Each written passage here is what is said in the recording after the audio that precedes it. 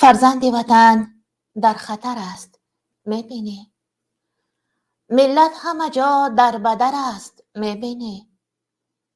در کنجک ایوان پدر مادر زار، مردمه که چشمش بدر است، میبینی؟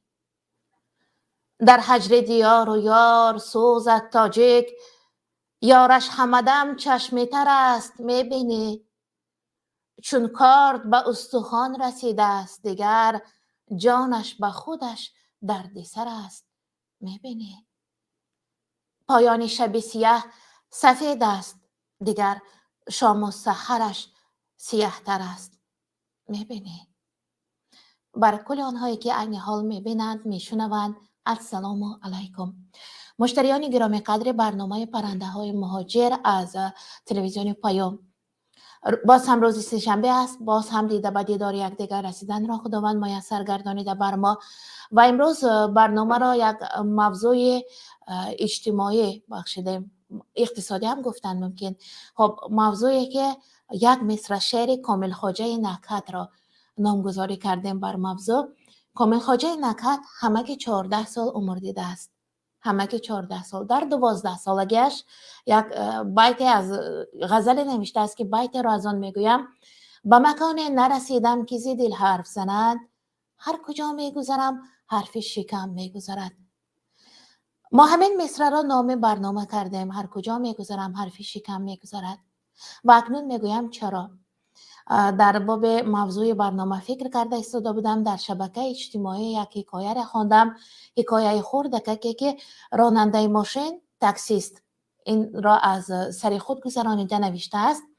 این تاکسیست در جمهوری همسایه در ازبکستان زندگی می کند و یک بار یک سیاح آلمانی بر ماشین او می نشیند و خواهش می کند که همان مقبره های تاریخی، گنبد های تاریخی را برایش نشان دهد در سمرقند و بخارا که خیلی بسیار است.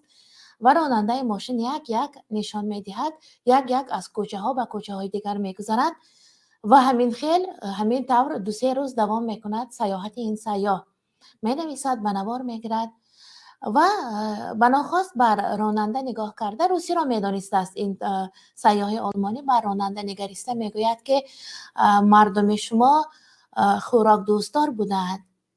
چون راننده می پرسد چرا؟ می گوید در سر هر قدم یک آشخانه هست، یک طربخانه هست، یک کافه بوفت هست و آنجا همیشه خوراک های گرم و لذیذ از بویش معلوم که حورش برآمده می ایستد. معلوم است در کوچه جلب می کند مزاجان را و این دکان ها، این آشخانه ها همیشه پر از آدم هستند. معلوم که طلبات به همین خوراک در اینجا بسیار است. بعد راننده می گوید خیر این چه جای بدی دارد؟ خوب است که مردم سیرند. اما سیاح می گوید نه، مردم اگر برخوردن سخت اشتیاق داشته باشند، برخوابیدن هم خیلی مایل می شوند.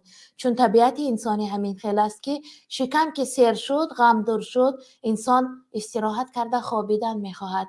انسانی که خوردن را دوست می دارد خوابیدن را، و انسانی که برخوابیدن بسیار مایل شد، خوب خوابیدن می خواهد، او الکی از مرگ می ترسد، از مردنش می ترسد و همیشه در خوف مردن و همیشه در اشتیاق جمع کردن غذا است، اشتیاق جمع کردن مادیات است. همین گونه که عمرش گذشته می رود.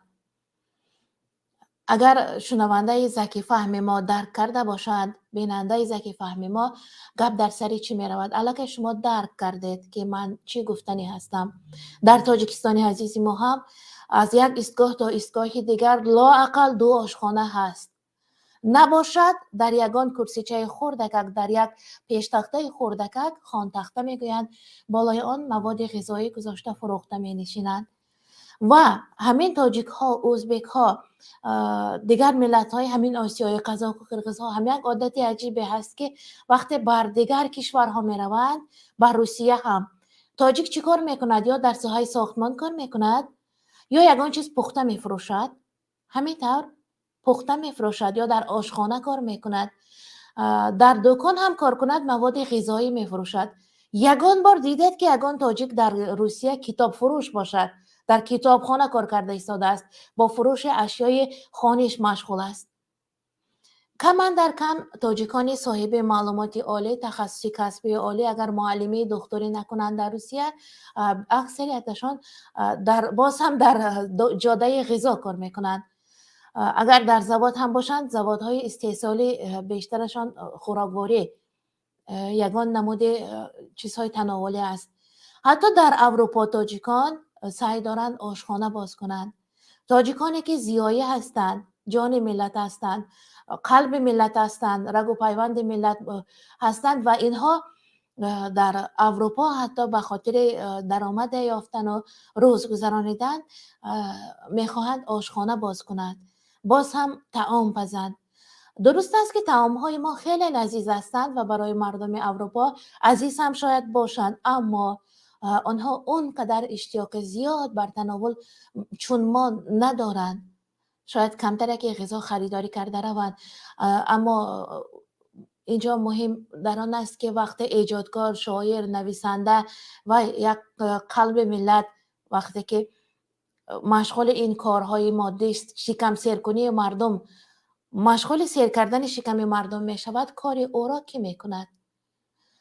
درست است در وطن نان نیافت، اما در خارج هم اگر این گونه رفتار کند، این گونه کار کند، انا دور نمی رویم. خود من هم در همین کشور می خواهم با پختن و فروختن نان مشغول شوم که ریجه کشیدم، الکه تنور باید یابم و نان تاجیکی پزم. میخرند البته، در اومد هم میگیریم، اما کار آموزش، کار ایجادی مرا کی میکند؟ و این موضوع را بررسی کردن، بابت همین موضوع بحث کردن ما را هم سبب این است که چه عامل های باعث شده سببش را دریابیم. سببش را دریافتن میخوایم که چرا مردم ما در همین سمت خوردن تشکل یافته رفتن و آشخانه بسیار است، خیلی بسیار. کو یک شهر را مثال بیارد که لااقل 10-12 مرکزی آموزشی زبان ها داشته باشد، یا 10-12 نه، همه که 5 عدد مرکزی آموزش هنرهای خلقی داشته باشد. در شهر ما مثلا یک کالج هنرهای خلقی هست، یک کالج طبی هست. اگر آشخانه طربخانه هایش را شماریده دهم، سر هر یک گذر باید باشد، شاید باشد که اینقدر بسیار است. و در شهرهای دیگر بزرگتر و مترقی‌تر چقدر دیگر باز همین احوال باشد. اگر از بابایان خود به بیان خود پرسید که شما در دوران شوروی هم زندگی کردید، چگونه دوران بود؟ آن پیران بیچاره هم یکم سر میکنند. نرخ آرد 13 سوم بود، گوشت گوسفند در بازار 8 سوم بود، در مغازه 3.5 سوم بود، روغن اینقدر پول بود، گوگرد 1 تین بود. یک همین دیگ با دیگ برده انداختنی ها را یک گفته میگذارند. نمیگویند که در دوران شوروی من کتاب نویسنده رسول غمزاتف داغستانی من را خواندم که با حیات تاجیکان مانندی دارد، در سرگذشت‌های آنجا بوده، یا یگان فلان کتاب را خواندم، یا کشفیات فلان عالم بزرگ را من در دوران شوروی از نظر گذرانیده آموخته برآمده بودم. کم کم آدمانی پیدا می شوند که درباره یگان کشفیات علمی در شبکه اجتماعی حرف میزنند. رسا 2 ماه بحث با جهد و جدل بحث درباره قروتاب دوام کرده بود در فیسبوک. یک جانب میخیزد میگوید قروتاب کلمه تاجیکی، جانب دیگر میگوید قروتاب کلمه ترکی است و بحث میرود آنجا. خیر، تاجیکی نبود و ترکی بود، یا ترکی نبود تاجیکی فارسی تازه بود قروتاب. چی فایده است از آن که قروتاب کلمه تاجیکی باشد؟ ما چی فایده کردیم؟ ما پیش رفتیم؟ ما گل شو گفتیم که قروتاب کلمه تاجیکی است؟ یا اینکه سبزی قیمت شد.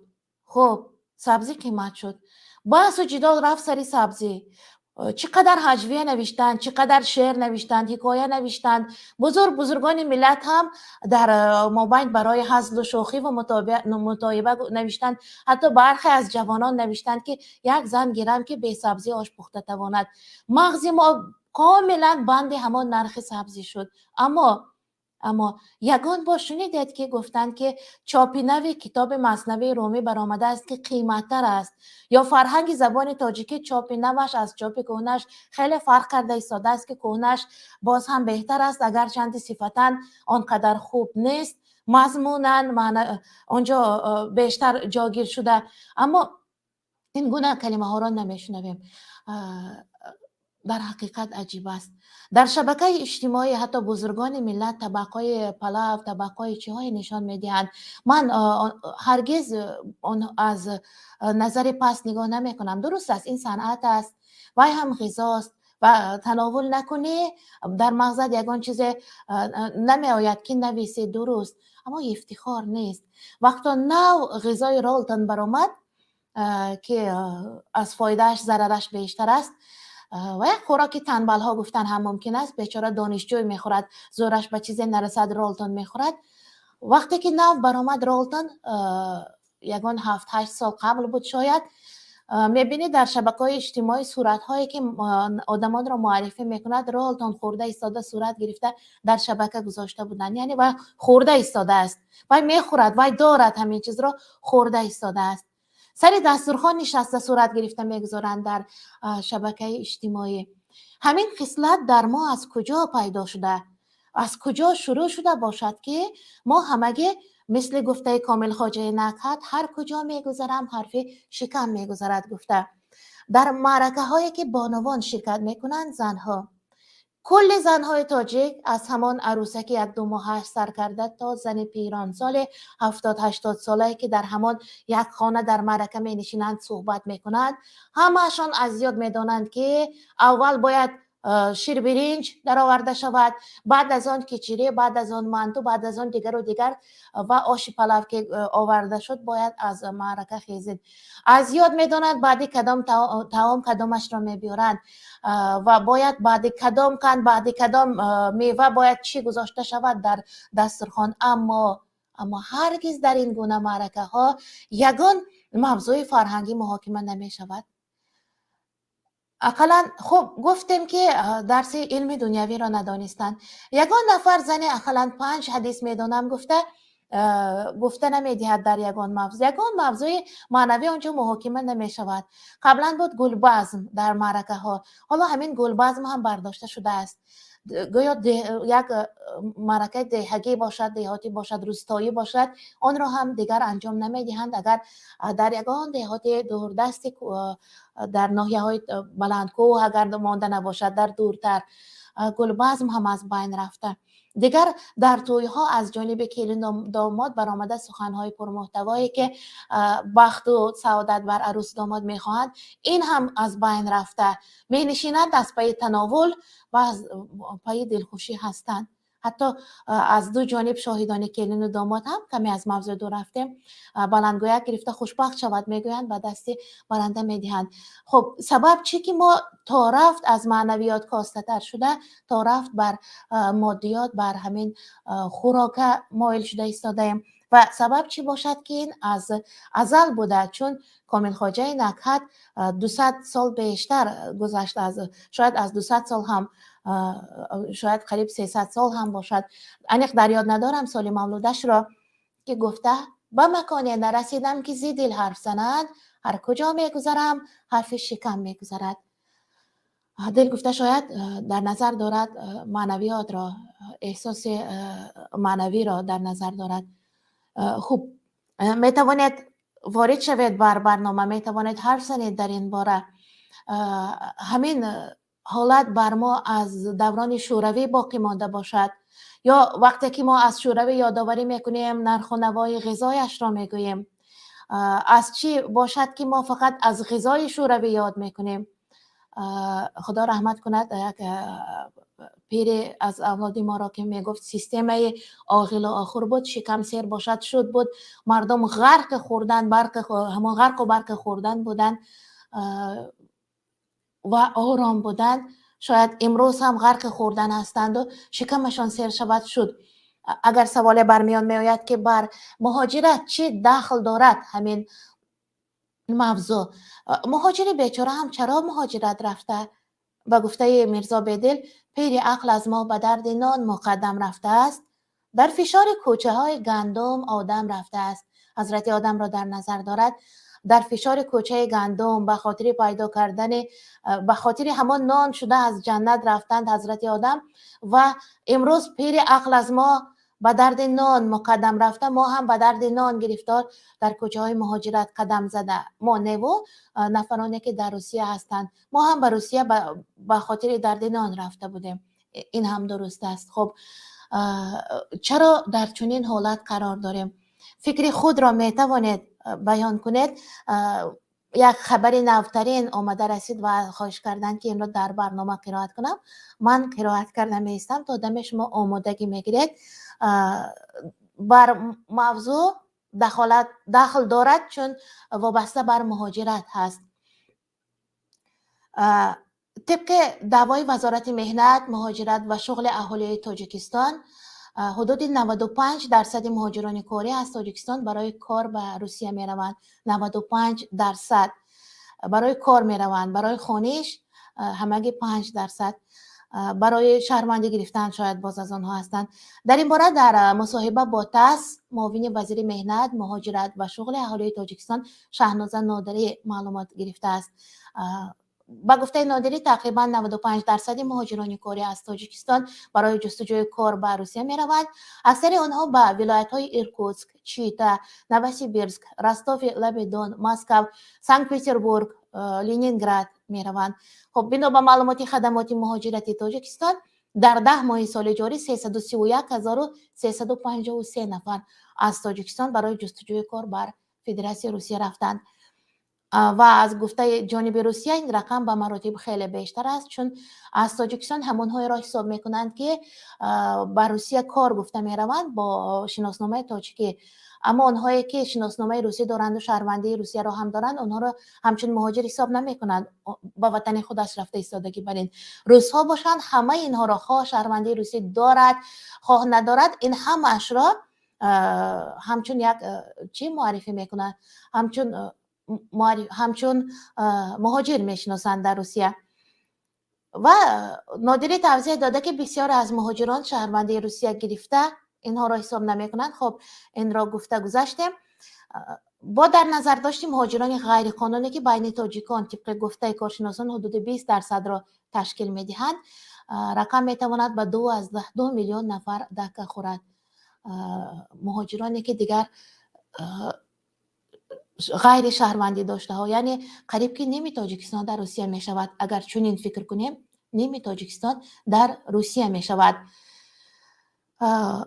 این خبری بود که برایتان با فقط دلیل های دقیق گفته گذاشتیم. برهان قاطع میگویند، برهان انیق گفته گذاشتیم، چون رسانه خبری هم نامبر شده است. شمار مهاجرانی که بجز از روسیه به کشورهای دیگر می روند با علاوه پناهندگان سیاسی تاجیک که از کشورهای اتحادیه اروپا، ایالات متحده آمریکا و کانادا تا استرالیا پناه بردند تا 500,000 نفر تخمین زده می شود. نیم میلیون. مقامات تاجیکستان میگوید که پول مهاجران کاری منبع اساسی درآمد خانواده های آنها بوده. با فعال شدن گردش پول در جمهوری نیز مساعدت میکند. البته که بنا به معلومات بانک ملی تاجیکستان در سال 2019 حجم انتقال پول به کشور بیش از 2.7 میلیارد دلار را تشکیل داده. نسبت به سال 2018 6% افزایش یافته است و آن تنها نسبت به سال گذشته کاهش یافته. سال گذشته که پاندمی بود، شیوع ویروس کرونا بود، مهاجران بر وطن برگشتند، کار نبود، کرانتین بود و یک حالت کسادی روزگار بود در همگی. و دیگر دوره پاندمی که کمتر از بین رفت، باز هم بر مهاجرت رفتند. خود همین سال یک بار خود نفرانی که ما را تماشا کرده ایستادن حساب کنید از خویش و تبار شما، از اهل گذر شما، از همسایه های شما چند نفر بر روسیه رفتند و چرا همگی میخواهند شهروندی روسیه را قبول کنند و قریب 80-85% مهاجرانی در روسیه بوده تاجیک میخواهند در همان روسیه دائما بمانند. اگر 2 سال اول کار میخواستند بر وطن برگردند، به دلشان زده بود مهاجرت، اما در وقت 5 سال اونجا میمانند میخواهند که در همان روسیه باقی بمانند. خب کاروانویچ انتظار هستن به فکر مرحمت گوش میکنیم. السلام علیکم. و علیکم السلام. بفرمایید برادر. او زمان میرود اپا. سلام علیکم. بله و علیکم سلام. میشنویم شما را. بله درست میآید. ما هم مهاجریم در شهر روسیه قرار داریم اپا. خب کشور روسیه. درباره خورد و خوراک یکم گفتگیتون ما گپ زنم، بعد مایده به این جای حوزه آمادگیتون بیاییم اپا. در ما 30 سال پتروشنیک پرزیدنت شدگه تو همین حال اول هستون. 30 سال پتروشنیک. در 30 سال پتروشنیک با همین قشوقی ورزد. با بعدی میخواه بچه شوه. حاضر خودش بچه شب خرطاب کنی، شکراب کنی، شیره کنی، تپا کنی نشون داده سه. با 30 سال دیگه با بچهش با گفت خودش کردنه تپاش شکراب اولوچه دایی میدوزی خیلی میکنی بانکار والینی میکنی میمونی 30 سال میخری. خب یعنی شما همین نشون داده با خلق تاجیکستان در 30 سال بودجت دولت تمام خب نفهمیدم. بله شما گفتنی هستید که خود راهبران هم مایل همین جاده هستند. خوردن در مغزشان فقط خوردن است. بله انا تنظیمدار ما اینا خودش رفته در سرای دیگ شیشتگی دیگه میکنه همو در پشتش بدگی را بکیه هوایا با میخرانش یکون کمبغلی دیگه نمیاد برای قشلوک کمبغل تقسیم کنه و کمبغل بخره. خب حتی مسابقه های هم برگزار میشد که در تاجیکستان شکم پر کنی، یعنی مسابقه آش پلاو خوری که از همه بسیار میخورد. مسابقه همه رئیساش در اوجا نگه دارن پاورا زکست کدگین پاورا میگه که بخونه مرا بر او دیگ همی یکون کس گیرد منوش همون یکون کس بچشم دیگه شد پر میکنه خونه رئیسا روی میکنه او به هیچ که کمبغل نمیرسه. او پدنالت خلق گشنگی در مورد سایت ممبر یا زواد کنی برای زوادای کل 4 تا مینی سخ میکنه مردم هم متهم کرده جناب اولی رفت زواد او زواد نیست اون مینی سخ زواد او زواد را میگن که 5000 آدم 4000 آدم کار میکنه انا او زواد میگن. در 30 سال بودجت دولت ما را گیجا بوده گن زواد پاود نداریم. 30 سال این عمل 10 سال چه ایست کرد 20 سال دیگه کنی زوادی که ما زوادای بدگی نبرات کردن در بوده فروختن. اینا توقع را بید توقع میارم میبرن میزنن در فکر خلق باشی و پدنالت یا زواد نمیکنی که خلق بیا کار کنه مهاجرا را اقلا زواد کده نمیتونی نمیه قطعی رسیه گفته شنید که حال ما مهاجر هم حال سگ نشوه. خب فهمو فکر شما هم احترام دارم فکر شما را و درست است. سر طبق بزرگترین قروتاب بودن یا سر دیگ کلانترین آش پلاو بودن. حتی یک نوار را در شبکه فیسبوک تماشا کرده بودیم که با کلان آش تلاشی داشتند، با تخاره های بزرگ آش تلاشی داشتند. در خاطر دارم همین گونه حالت ها هم بودند و بسیارش میگن اپا که قهرشون میکنه بسیارشون قهر میکنه میبرن اخی پدنالتش میگه که تو ما را نمیدونی تاجیکستان در تمام بین الملل در تمام دنیا ما را میشناسن رنگ بیناموس میشناسن تا نخی میشناسن بیناموس وره همو جمعه را گفتی گپا میگن که طالبنده آمد میرزایف رفت گرمانیا رفت پولشا مردک شما کسوم خیلی تگموش هایی که در پیش خلقش برامد بود که این همه نه برانجله دارم نه چی این همه مرحمت قطعی خلقش برامد گپ زد. در 30 سال یگان بار برامد قطعی خلق روسیه اومد 6 پرامو ترنسلیت کرد که خلق مهاجر من پرزیدنت شمایم یگان چی داره قطعی ما گپ زنه یگان شکایت داره یگان آدم در 30 سال قطعیش فریاد کرده که گپ زنه مهاجر را خلق تاجیک پرامو ترنسلیت که مردم همون درد دلش بشنه میگه که جناب اولی نمیدونه این زیر دستاش میکنه جناب اولی که نمیدونه بگی پرامو ترنسلیت تشکیل کنه همون قدرت داره مرحمت مردم خودش مراجعت کنه به پرزیدنت هر ماه یا 6 ماه پس قطعی خلق گپ زنه.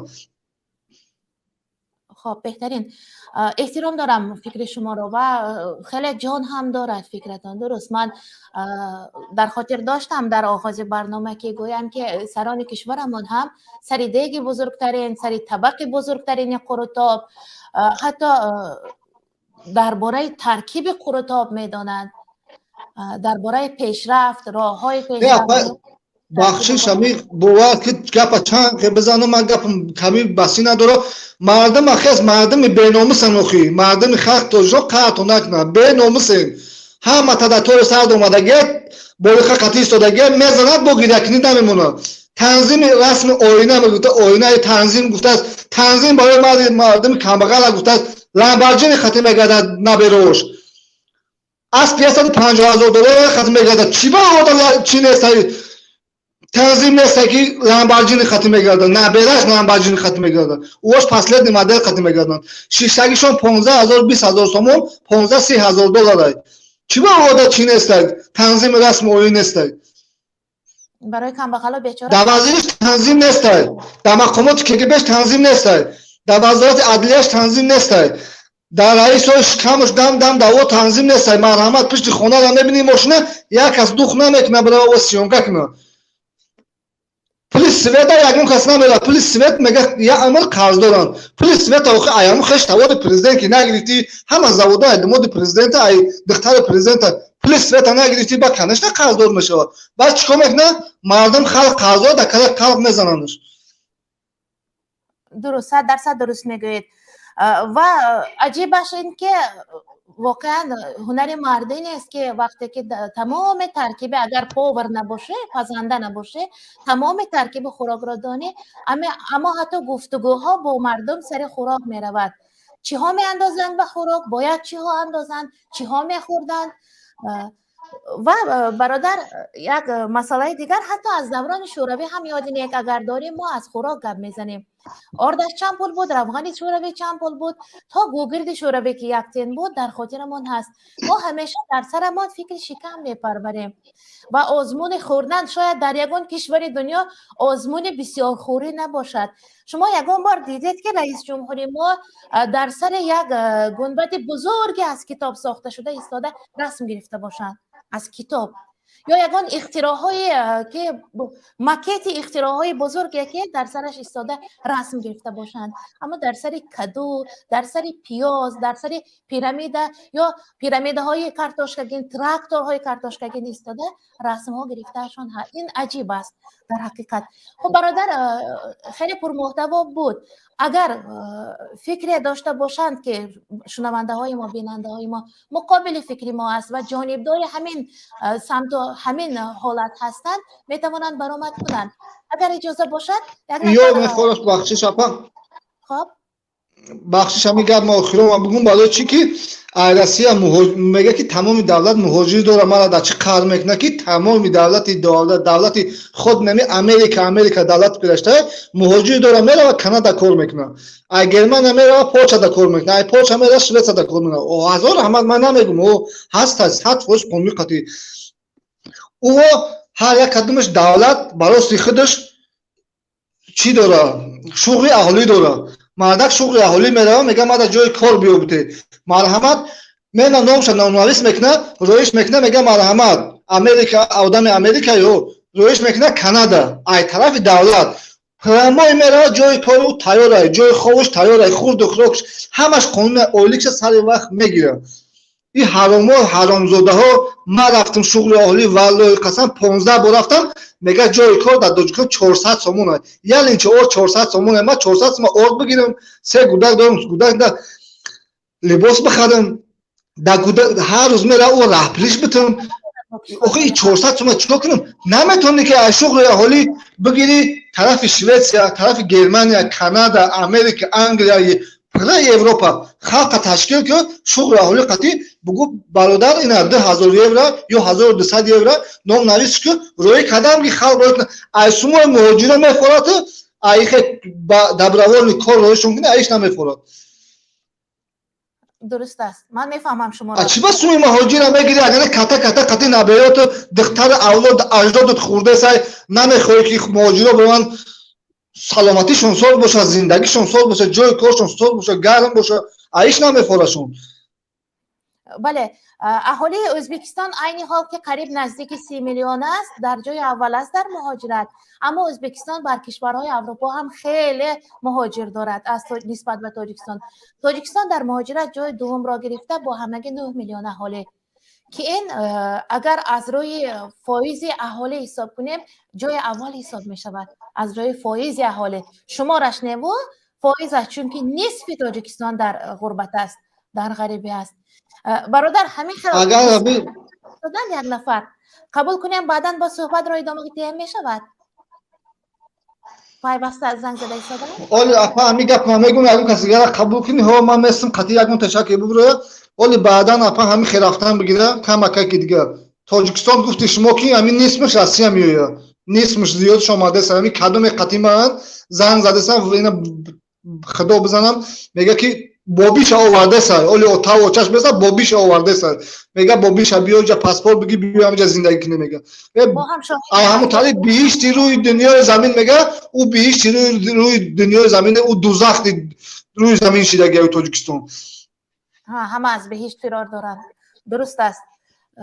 جانی دارم این فکرتان را. خب اگر زنگ را قبول کنیم بعداً با صحبت را ادامه میدیم. مرحمت. مرحمت ما اجداد میکنم اپا جون. مرحمت. از وایبر زنگ میزند. الو. الو. الو. السلام علیکم. و علیکم السلام و رحمت الله و برکاته. خواهرم سلیمه جان، هم برنامه شما را بسیار منتظر میشوم. خب اگر خطا نکنم از کانادا زنگ میزنند همین خیر؟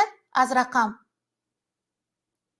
یا نفهمیدم. از کانادا زنگ میزنند؟ نه. خب من روسیه زنگ میزنم از سن پترزبورگ. پس اشتباه کردم. خب مرحمت گوش میکنم شما را. من برنامه شما رو خیلی منتظر میشم. خیلی برنامه‌های دقت جلب کننده. شما نه درباره همین خورد و خوراک گپ زده، برای تنظیم گفته. این تنظیم ابله و گفتنی همه اینا برای خلق کمبغل، برای ماها. من خودم کو سایمه جان صاحب 2 تا دیپلم، هم دیپلم عالی دارم هم مد کالج تمام کردگی، لیکن 21 سال عمرم فقط در روسیه گذشت. از برای چی؟ از برای زندگی که زندگیم پیش رود. در ساحه خود کار میکنید؟ ساحه خودتان در ساحه طبیات کار میکنید یا نه؟ نه اکنون اینجا آمدیم فقط اکنون ساحه طب کار میکردم و کمتر اولیکش کمتر بود. اکنون چیکار میکنیم؟ 2 تا دیپلم گرفته آمدیم کافه ها با کار میکنیم، پاور کار میکنیم، همیشه آشپزدار میکنیم، تمام. لیکن در تاجیکستان بسیارتر من برای چی اینقدر بسیار در روسیه استادم که در تاجیکستان با 2 تا دیپلم من جای کار نیافتم. یافتم کارو لیکن برای سر فرما. گفتن که حجابت رو گیر مردش میگیر. من گفتم نه من این نمیکنم. من الحمدلله مسلمانم. من فرض خدا رو اجرا میکنم. من برای دیپلم شده، برای پول شده، من سطح خدا اپا ممکنه سوال بتیم اپا جون؟ مرحمت. اپا جون سلام علیکم. و علیکم السلام و رحمت الله. ما اولا شما مهاجریم اپا جون در روسیه همینجا پتن میکنی شما؟ پتن میکنی. همین پتن در رفتی از بالای خدا صورت گرفتی گفته که سطر تا بکش. نه واپشه برای همین سطر من یکم چنانکه من برای همین روسیه را گرفتم که برای فرما همین ما را که برعکس میگن که شما به همین فرما ما گفتی روسا که بلاگداری میکنیم شما که شما فرم خودتان قطعی میگردید. من اوله ما بردم اپا جون اوله ما بردم تاجیکستان برای پاسپورت خارجی را گرفتن گفتم روسیه میرم میگن نمایش بگیره کرتاش کانت بالا کناس با صورت میگیرن موی سرش به تو سایلیچ میگه دیگه مجبور بودم کردمش روسیه اومدم پتن کردم نمیگن نمایش بالا که یگان موش به تو چه خیلی است هم خاطر صورتش گرفتم پتن گرفتم کار کرده سر ما پاسپورت خارجی یا خریستیانم یا ما مسلمانم با گفت شما مجبور شدم فقط چیکار کنم. بله درست است. خب ما هم در این کشور که یک شناسنامه برای یک حجت موقتی داریم با همین حجاب گرفتیم. یگان نفر نگفت که مویت را باید بینیم. این کشور هم دموکراتی است، روسیه هم دموکراتی و تاجیکستان ما هم دموکراتی است. عجیب همین است. خب یک زمان خواهر یک زمان فرا میرسد که همین نبیره ابیره های ما خدا خواهد همین نوا را تماشا میکنند و به خاطرشان میآید شاید باور نکنند که در تاجیکستان ما برای مال زن اینقدر ضدیت نشان دادند یا برای مرد اینقدر ضدیت نشان دادند. چی فرق دارد در سرت رویمال است یا تخاره پوشیده به سرت یا تربوز چاپکره پوشیده به داخل کله بر استعداد تو، بر هنر دست تو، بر دانش و سوادت تاثیر که نمیرساند لباسی بالا. آنچه که هست انسان همین قدر است که در ظاهرش در باطنش دارد. ظاهری او چی فرق دارد؟ ملی میپوشد، غیر ملی میپوشد، موافق خواهشش، موافق احترام گذاریش بر دین خودش و لباس میپوشد.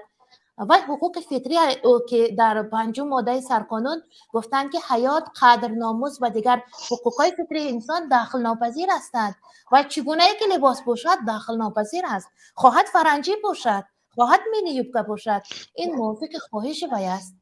اپا همین مجلساشو تماشا میکنی؟ همین مجلسای جناب مجلسای پرزیدنت تماشا میکنی؟ نه پشمو تماشا میکنیم. بله میبینیم، حالت رو میبینیم. بله یگان تشدیده لباس ملی داره، همش یوبکه داره. از چی باید چه نمیخوازن بگویی چیه یوبکه پوشیدگید مینی یوبکه؟ چی با لباس ملی نمیپوشیدگانه؟ وقتی لباس ملی میگوی ده همون زل همش تگی یوبکه دارن، چی با نمیخوازن بگوی لباس ملی پوش؟ بله درست. خب خواهر هر دو دیپلمتون هم از سوهای طبیات است، کالج طبی و دانشگاه طبی، همینطور بیرون شدن، از وایبر زنگ زده ایستاده بودن. خب ببینید یک نفر خواهر دکتر ما که کالج طبی ختم کردن، دکتری که 2 دیپلم دارن، در روسیه رفته در آشخانه در کافه کار میکنند و مردم را با خوراک تامین کرده ایستادن، اما در تاجیکستان دکتر نمیرسد. سبب چی؟ 0.5 متر متای بالای سرش که رویمال گفته، حجاب گفته بستیم به خاطر شان و شرفمان، ناموس مسلمانیمان. خب مجبوری که نگفتن، هر کس موافق خواهشش بود. من هم از روی همین رویمال داشتم در تاجیکستان خیلی از 4 طرف به شیوه خودی مردم گویم دکه و تیله میخوردیم. خواهر برآمدن به فکرم، شاید ما امکانی گفتن کم داریم. برآمدم. بله، عجب زمان و عجب کشور داریم.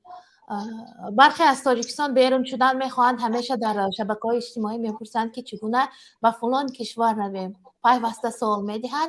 برخی وطن را یاد میکنند، وطن را تنها به همین فرض اپاجان خب شما خواندگی اپاجان معلومه که خیلی اسلامی خشوتر میدونین اپاجان. همین سطر خداوند کلام فرض گفتگیشه. بله، یعنی که ضرورت اسلام است، فرض. خب خواهر باز زنگ زده ایستادن. ضرورت نه، فرض. همه این کار کنی کافر گفتن ممکنه آدما. درست، بله. این مرد خوب خست گفت که گمراه گشتگانن فرض خدا را. وقتی یک کافر یا دجال یا پادشاه پرزیدنت شید در تاجیکستان دیگه برکت دگیجا مونه، برای کار دیگه دگیجا شوه، فیض دگیجا مونه دیگه. بله شاید در حالت مستی گفته باشند، اما گفت همین حرف را گفته باشند. خب دیسکاتیکا را مرحمت هوی میکنن، هیچ گپ نیست. دیسکاتیکا هویان هیچ که چی نمیگه، آوازشون بلنده، 20 تا 30 تا 40 تا خونه داره، هیچی نمیگن. نماز بامداد میگن اذان بگن یا شام ده اذان بگن، مسجد محکم کنین یا که اذان بلند گفتن. دموکراسی برای چیه؟ همین دموکراسی. بله یک چی علم آور است، میفهمم. خواهر از نفس زنگ زده ایستادن، قبول کنیم؟ علاقه کنده شده. مرحمت. شاید گفتنی های زیاده حالا هنوز داشتن، بعدن باز عبدالله در نوبت هستن. مرحمت. الو سلام علیکم. سیما جان علاقم قطع شد. خب و علیکم سلام. خب من برای این کار گفتم ده کار برفتیم، ما اینجا روسا قبول کردنده، کلانا همه آدمای روسا.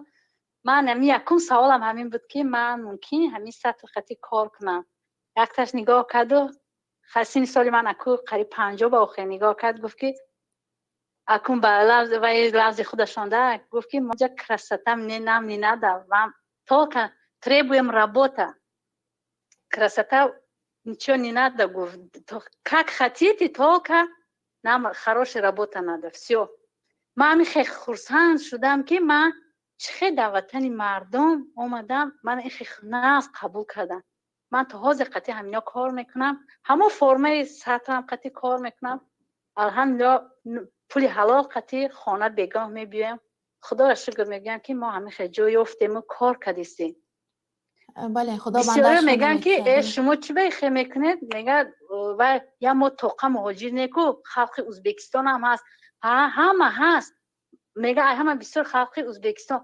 ازبکستان اهالیش حساب کنید اول چند قدر قریب 3 برابر جهت فایز تاجیکستان. حساب کنید 3 برابر بله جای یکم درست است. اهالی ما کم کو اهالی ازبکستان نظر به ما 3 برابر زیاد و مهاجرانش سال تا سال کم شده ایستادند از ما زیاد شده ایستاده است. من یکم با رفتم MCS گفتم که برای کار داکومنتوم هم ناز قدر اومدم سوال جواب انکت دادم همه زبان روسیه گپ زدم خیر گفت ناز گپ میزنه مایلش همه قبول کرد گفت که فایرود میکنه تلفن کده شما گپ میزنیم بیاید کار همین اومدم خانه که زنگ زدن شما گراجدانین ازبکستان یا تاجیکستان ما گفتم او همونجا هست کو پاسپورت گراجدانین تاجیکستان بخشش گو اینجا دگاور و ازبکستان کدگی فقط ما خلق ازبکستان هم میگیریم یعنی شرطنامه هم دارند با کارخانه ها.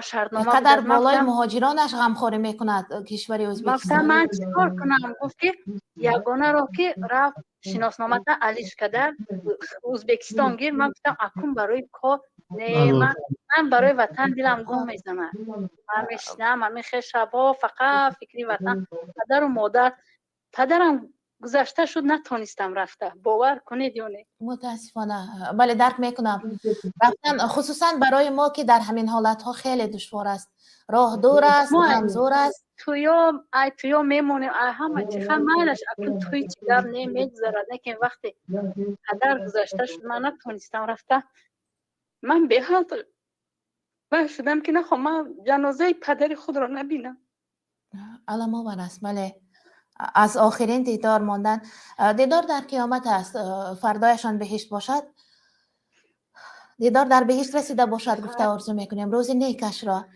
خب اینجا خواهر یک نفر بلندگویکشان گیران است گوش کنیم یک بار تا دمی که شما آرام میشوید تسکین میابید مرحمت الو چی گپ داری گفته برآمدن بلندگویی که نفر گیران بود الو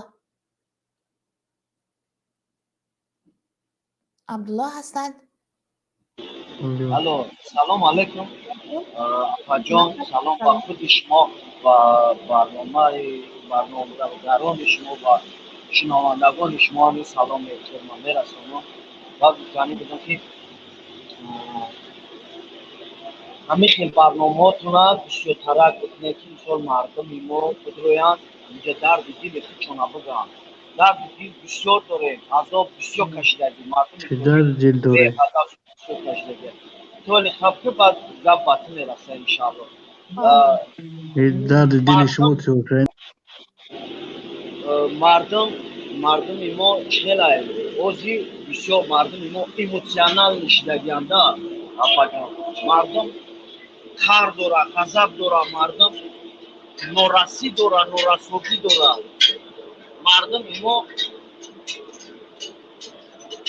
یک مردمی مهنت دوست ما همین مردم توجیک مهنت دوستان مهنت کردن از دوست میدارن بفکرم یوتیوبتان گیران است صدا داده شده است آوازتان من نوشین قطعیت دستم آفاجا ما در جای کارمون و چی گفتنی بدم ما روبری نداریم که همین روبری خود چه کرده بکنه ای اوده روبری خودش بگویه اگر مثل ازبکستان دولت همسایه ما که خیلی که نو پرزیدنت چه علیش کرد همین مثل همو اگر روبری کرده میتونیست تو این قدر پستیو را مردم ما نمی آمد نمی رسی ما در وطن نگاه که نوراسوگی داریم در وطن ما свет надора мардам дар мактабу хинак кудако дар садико азоб мекашанд ҳукумат барои не садика не мактаба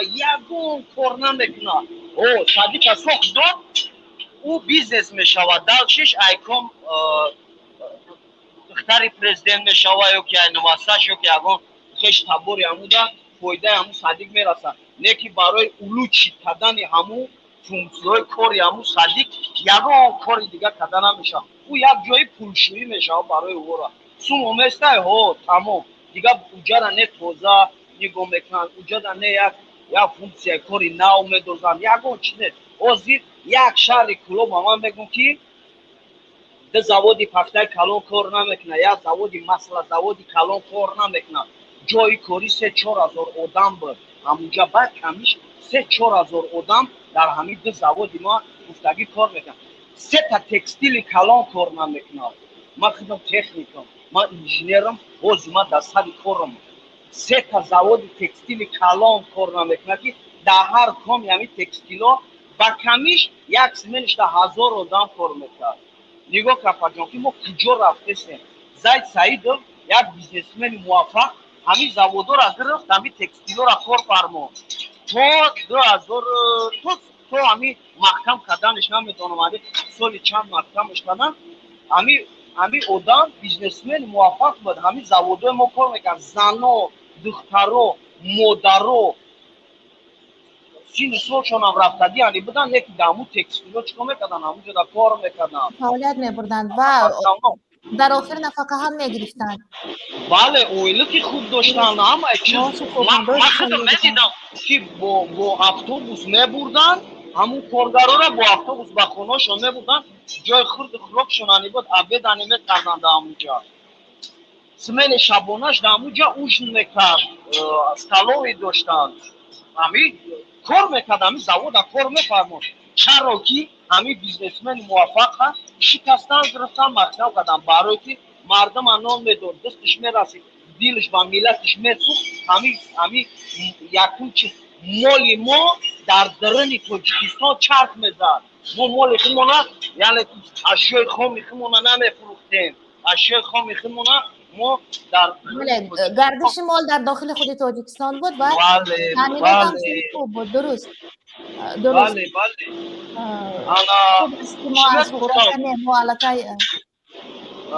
ин одамо медроянд мисол мегӯянд ки ин хел буду хел буд не бародаро тоҷикистон ба қафе рафтистай ягон тоҷикистон ягон ҷо ба пеш нарафтистай мо ҳар рӯз қафо мерем ман пешравӣ намебинам дар тоҷикистон нест пешравӣ боша ягон саволо ин бародари ки ҳозир биромад гап зад خدا خواهد میشود پیشروی میشود اگر دگرگونی شود اگر نگاری در بالای حکومت میشود یک بار ازبکستان در دوام همین 6-7 سال چقدر پیشرفت یک بار پیشرفت 7 زواد استحصال ماشین برابر به کار درآمد امروز در روسیه هم ماشین های ازبکستان را خریداری میکنند البته اکسپورت بر صادرات بر روسیه از ازبکستان ماشین برده شدند نخود روسیه به ماشین ازبکستان نیاز دارد که میخرد به این کشور نیاز دارد 1 میلیون گکتار زمین داد بر ازبکستان روسیه بر ازبکستان 1 میلیون گکتار زمین داد اکنون مهاجرانش را برده به همان 1 میلیون گکتار زمین اگر نیم گکتاری دهد 2 میلیون نفر ازبک صاحب نیم گکتاری زمین میشود خودش کش میکند خودش میگیرد میارد میفروشد بر دیگر کشورها با اینجا بینه طرحریزی همین لایحه چقدر خوب بیشتر لوبیایی ها را میکاریم گفتن محصولات لوبیایی ها یک صنف بزرگ مانند به غله‌دانگی ها هستند و لوبیایی ها را کاریده صنف لوبیایی ها را میارد مثلا پاکستان افغانستان این کشورها بر همین مواد غذایی خیلی توجه دارند اینجا میفروشند دور نمیروند از روسیه آورده به همسایه خود و این هم یک باعث پیشرفت است برای خودش کار میفرماید مهاجرش را بوده پرزیدنت باناموس در کلاپا پرزیدنت باناموس کی ناموس داره میاد میبره خاص جو میکنه کار میکنه خالقش رنگ پرزیدنت ما باناموس نیست 35 میلیون دلار برای $35 میلیون برده خودش قاشق خلقش استقلالیت کردسته آخی خلق گشنگی مرده برای 35 میلیون برای زواد که خلقت کار کنه و برای پدر استقلالیت نالت که مردم گشنگی نمیده برای زواد که چیکار میکنی خلق جمع که برای کار که بگو آخی خیلی مردم را نشون بده که در هوا میشوشونی در خلابشکا و در بالا آسمان زمین نبودش با در آسمان سورش زدستان در خلابشکا در سالیوتوش ولی اینجا اما خیلی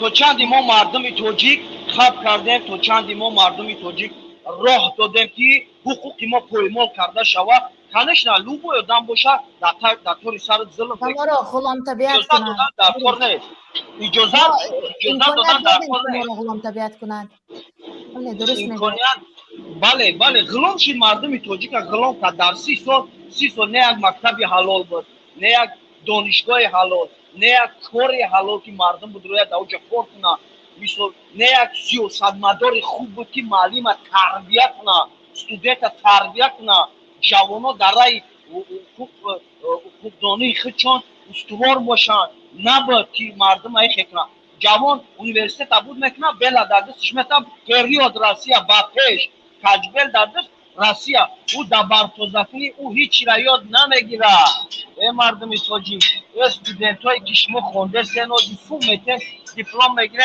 همون دیپلم شما را من 2 تا دیپلم دارم نه که همون دیپلم های ما کار نمیویم ما ایسر خوندم از سر نو در مهاجرت هستند خب از سر نو خوندگی هم خبرها را خوانده باشد یک استوماتولوگ دندان پزشک تاجیک 2 مراتب در آزمون دکتران دندان پزشک غالب آمد از تاجیکستان جاوید نام دارد این افتخار تاجیکستان باید باشد اما در روسیه زحمت میکشد چون در روسیه در آزمون شرکت کرده خب برادر اگر زید نباشد امیر بیوطن خار و غریب است اینجا خیلی در نوبت ایستادن هم شکایت هم شده ایستاده است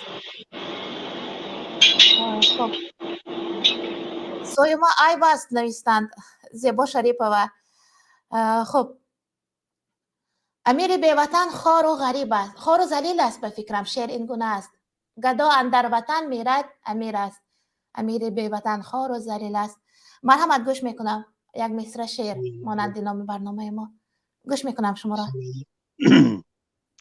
سلام علیکم و علیکم السلام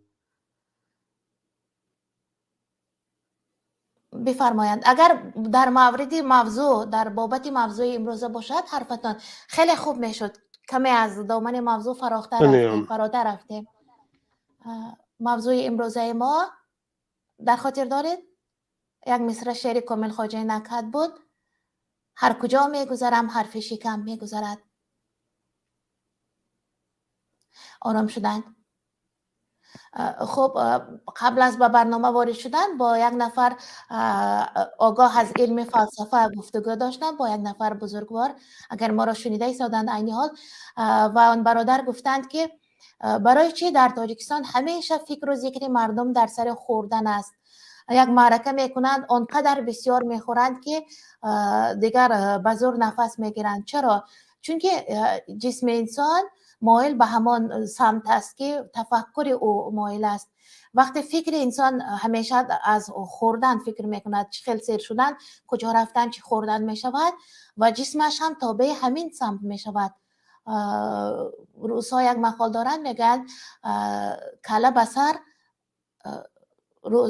کله به پا روز نمیدهد یعنی به روسی میگن دورنای голова ногам покоя не дает همین عادی تر کرده گوییم سری ابله بر پای آرامی نمیدهد یعنی که انسان به چیزی که مایل باشد به همان سمت حرکت میکند بوعلی سینا گفته که تا درد گرسنگی درک نکنه بر خوردن شروع نکن و سیر نشده بس کن سیر نشده خوردن را بس کن در ما چنین نیست خب باز خیلی با جد و جهد با شدت رفته ایستاده است از چی باشد که مرا بر ننگ و ناموس دعوت دارد خب خیلی خوب است اگر نفری تو را بر ناموس دعوت میکند بر شرم و ایبا دعوت میکند این خوبم هست من به خوبی قبول کردم مهاجر شما را گوش میکنیم خیلی میخواستم با قبل از شما وارد شده حرف زنیم بیرون شدن. مهاجر گوش میکنم شما را.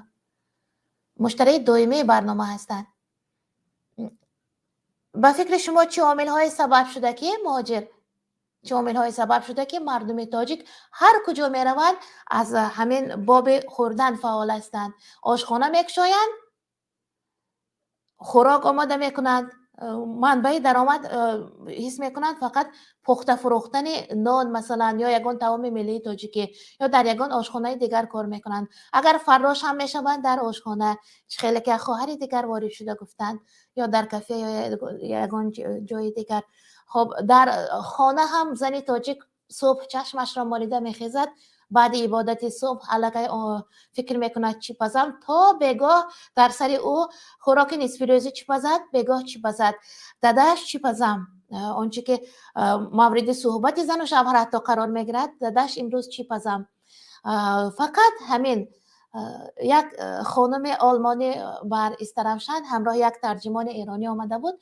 آن هم برای همان معبده های تاریخی استرامشن را که اونجا 5 عدد هستند برای تماشا کردن و بنوار گرفتنش بود. مثلا با گنبد کبود یا مختپه یا حضرت شاه ولی، و همانجا یک 3-4 روز ایستادند و وقتی رفتن تأثیراتشان را درباره تاجیکان گفتند، چون در دیگر شهرها هم بودند، در حصار بودند، در پنجکین بودند، در استرامشن. گفتند که خوب، خیلی مردمی خوب هستید، خیلی بی‌غبار هستید، انسان‌های بزرگ هم هستید، اما مهمان دوست هستید، بیگانه نمیبینید. اما گفتند گپ در سر آن که حیف عمر اینقدر انسان های نیک که زنهای شما عمرشان فقط پختن، شستن، رفتن، کمتر شب استراحت کردن، صبح دیگر باز پختن، شستن، رفتن. یگان غذای معنوی برای گرفتن یگان زمینه نیست. از همین افسوس خوردن.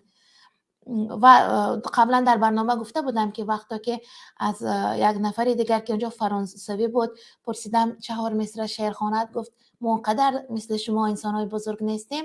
و همانها هم گفتن حیف عمر شما بر این انسان‌های بزرگ که با این قدر خوبی هایتان در دنیا فقط وجود دارید. خوبه که وجود دارد، خوبه که زندگی نمی کند، خوبه که از خود یگان معنویات باقی نمی ماند. ما باز افتخار میکنیم، تاجیکان افتخار میکنند. من از ملت بو علی سینایم. در برنامه های پیشینه میگفتند سینا تاجیک بود، ترک نبود. باز رومی را ترکان گرفتن، تاجیک بود. میگویم رودکی تاجیک بود، بهرونی تاجیک بود. خوب تاجیک بود، مبارک است که تاجیک بود. اما خود بیرونی در این باره گفته است که هر کس که به گذشتگانش میبالد، هر کس که به گذشتگانش مینازد که من از فلان اولاد هستم، گذشتگانش زنده هستند، خودش مرده است. خودت برای ملت، برای تاریخ این ملت از خودت چی باقی مانده؟ یگان چیز باقی نمانده. از ما فردا نبیره های ما چی گفته افتخار کنند؟ فلان اثر علمی ماند، یا فلان اثر بدیعی ماند، فلان کتاب شعر ماند، یا پاوست رمان ماند، یا یگان اختراع نوین بر عصر جدید ماند، عصر چی میگن، عصر مدرن، بله عصر جدید، عصر نو، یک اختراع نوی از اون ماند. نه، نمیگوین. باز هم افتخار میکنند با رومی و با یک شعر بود تا کی به گذشتگان خود مینازی، از رودکی و زی حافظ شیرازی. اکنون باید از خودمان حافظ و رودکی و خیام و بیرونی و بزرگان را از خودمان هم باید براریم. نخود ما هنوزم 4 طرف پراکنده پریشان باشیم. چنانه در آغاز برنامه یک شعر که قرائت کردم از شاعره که در شبکه اجتماعی گذاشته، نخود تیت و پریشان در 4 طرف فقط در فکر سیر کردن شکم و تامین کردن جهت ماده فرزندان. عمر ما گذشته رفته ایستاده است. خیلی ها 20 سال باز مهاجرم، باز فرزندانمان را مهاجر آماده کردیم. گفته میگویند همین 5 مکتب روسی تشکیل کرده، 5 میلیون گذاشتن، سرمایه گذاری کردن روسیه بر تاجیکستان. این علاقه خود آینده مهاجران با زبان روسی خوب حرف زده میتوانستگی تیار کرده ایستادیم. یگان دولت دیگری خارجی مثلا زورش میرسد که یک مکتب ترکی گشاده شود، یک مکتب انگلیسی گشاده شود، مکتب فرانسوی گشاده شود، با زبان ایتالیانی یک مکتب گشاده شود. شرایط خیلی خوب و والا دارد کانادا. اونجا مثلا بیاین از اونجا یک مکتب در تاجیکستان تأسیس دهند که زبان آنها را آموزد، یک متخصص بلند در ساحه بزرگ از آنجا تیار شده بیاید بر تاجیکستانی عزیزمان. من در آخر برنامه باز هم همین شعر را به سمع شما حواله کردنی هستم. فرزند وطن در خطر است، میبینی ملت همه جا در بدر است، میبینی در کنجک ایوان پدر مادر پیر مردمک چشمش بدر است، میبینی در هجر دیار و یار سوزد تاجیک یارش همدم چشم تر است، میبینی چون کارد به استخوان رسیده است دیگر جانش به خودش درد سر است، میبینی پایان شب سیاه سحر میگویند شام و سحرش سیاه تر است، میبینی. بینندگان عزیز، تا برنامه دیگر پرنده های مهاجر همه شما را بر پناه پاک سبحان کریم می سپارم. ای عزیزان حلیم، خیر.